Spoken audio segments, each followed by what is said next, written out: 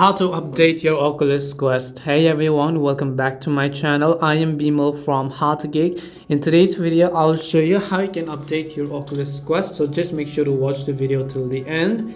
In order to update our Oculus Quest, what you have to do is to go ahead and first open up your Oculus and press the menu button or the Oculus icon from your right controller, and a menu is going to open up. Here you have to simply tap or select the settings called icon from the bottom right, and as you do so, you have to select the option called settings. So just go to settings option over here at the very top. And once you do so on the settings, you'll find a section that says about. So scroll through and find a section called about.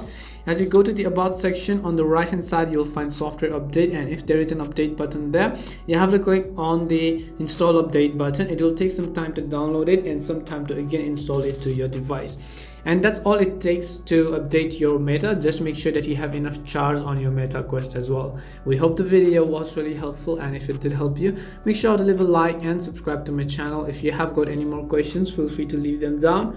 Thank you very much for watching till the end, and see you soon in our next video.